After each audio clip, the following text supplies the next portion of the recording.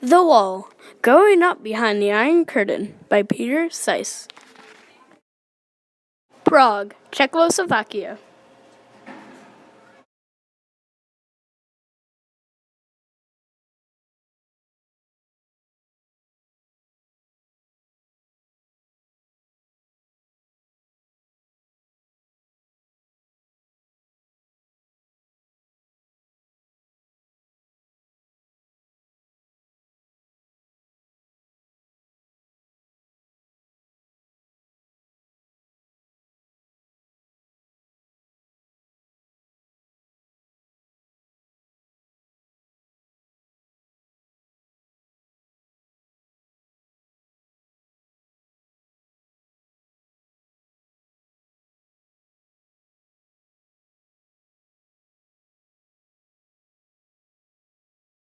The Iron Curtain, the boundary that symbolically, ideologically, and physically divided Europe into two separate areas after World War II.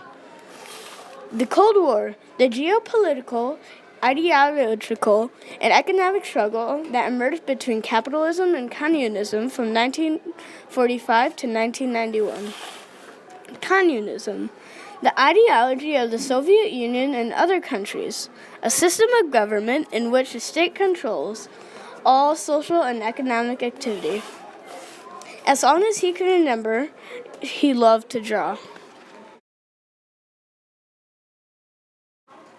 1948, the Soviets take control of Czechoslovakia and close the borders. The People Militia enforces the new order. At first, he drew shapes. Communist symbols and movements appear everywhere. The Czech government takes its orders from Moscow. The display of red flags on state holidays, compulsory. People who don't comply are punished. Then he drew people. The communists take control of the schools. Russian languages classes, compulsory. Joining the Young Pioneers, the Communist Youth Movement, compulsory. Political indirection, compulsory. Collecting scrap metal, compulsory. 1st of May parade, celebrating the workers of the world, compulsory. After drawing whatever he wants at home. Public displays of loyalty, compulsory. The practice of religion, discouraged. Children are encouraged to report their family and fellow students. Parents learn to keep their opinions to themselves. Citizens participate in the Spartakind, a mass gymnastics exercise glorifying individual subordinations to socialist idealists. Compulsory. He drew what he was told to at school. Hungary, 1956. A popular uprising is crushed by the Soviet Union. Germany, 1961. The Berlin Wall is erected by the Soviets to keep the East Berlins from defecting the West. It cuts the city in half. The Iron Curtain separating East and West is strengthened, and the Cold War escalates. He drew tanks. October 1962. Soviet missiles in Cuba are aimed at the United States. Nuclear war narrowly averted. June 26, 1963. John F. Kennedy visits the Berlin Wall and declares Ich bin Berliner. I am a Berliner. November 22nd, 1963. John F. Kennedy is assassinated in Dallas, Texas. The United States and communists fight in Vietnam. Nuclear war is a constant threat. He drew wars. Czechoslovakia students help farmers fight a potato beetle infestation. The beetles are blamed on the USA. Secret police are watching everyone. Students harvest hops used for brewing beer. Russian films glorify Soviet ideas are shown regularly to school children. The Great Socialist October Revolution is celebrated annually on November 7th by a nighttime march. All of the above compulsory. He didn't question what he was being told. Telephones are bugged. Display of Western flags prohibited. Only the official art, socialist realism, is permitted. Western radio is banned and jammed. Certain books and films are banned. Art and culture are censored. Letters are opened and censored. Informers are rewarded for snooping. There are shortages of almost everything. People stand in long lines. Then he found out there were things he wasn't told. Prevenge, Gagarin, Laika, Aurora, Lenin, Kremlin, Stalin, Khrushchev. The time was brainwashing.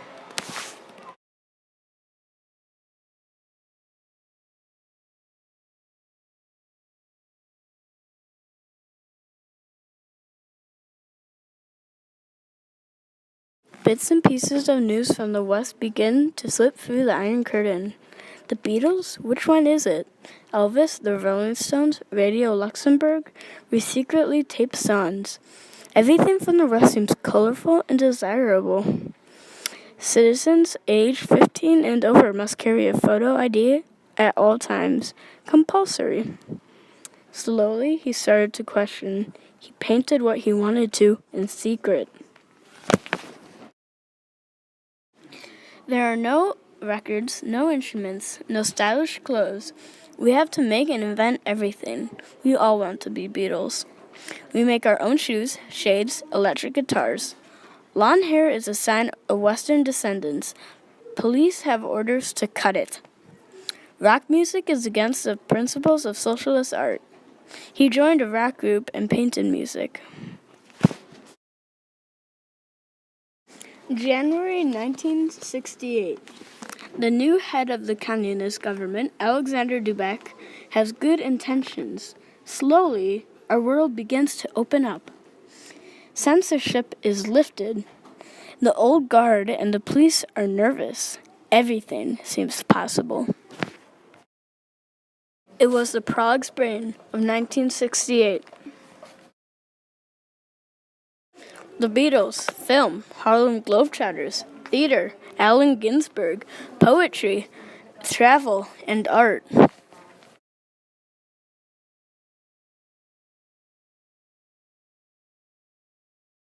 Help from the West doesn't come. August 21st, 1968. 500,000 troops from the Soviet Union, Bulgaria, East Germany, Hungary, and Poland invade Czechoslovakia. Ordinary citizens try to persuade the invading soldiers to leave.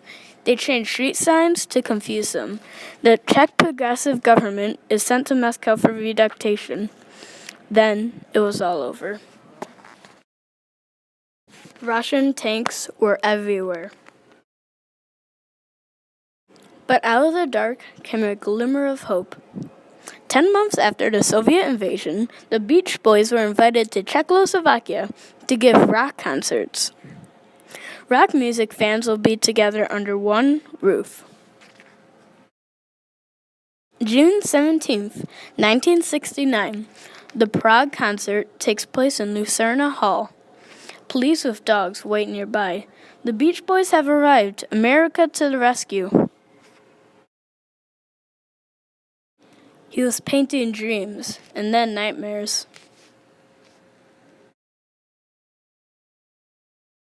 The dreams could be kept to himself, but the drawings could be used against him. The Iron Curtain descends again. Alexander Dubek is replaced as head of government. The secret police provoke riots so the government can exercise tighter controls. Military service, compulsory. He stopped drawing and was left only with his dreams. Phones are bugged again. Mail opened. People watched. Western-style art is banned again. Free radio stations are jammed again. Banned books are secretly translated copies and circulated as samizdat. Dystopik are a new source of information about popular culture. But he had to draw. Sharing the dreams gave him hope. Everyone wanted to draw. They painted a wall filled with their dreams.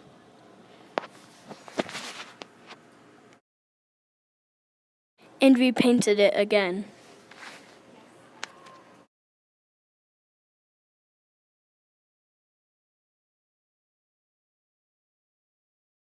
Things got worse.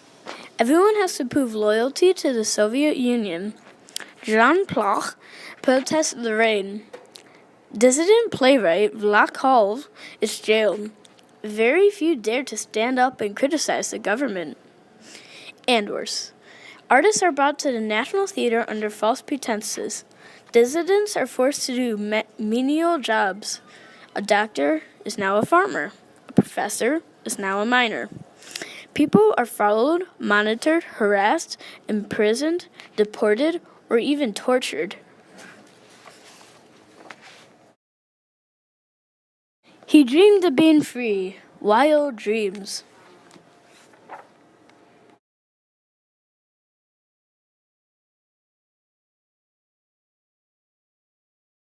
The East. Stupidity, terror, suspicion, fear, envy, lies, corruption, injustice. The West. Knowledge, trust, art, pride, equality, happiness, virtue, honor, spirits, belongingness, love, mortality, wisdom, dignity, respect, dreams, liberty, freedom, truth, integrity, joy, inspiration, justice, and hope. Sometimes dreams come true. On November 9th, 1989, the wall fell.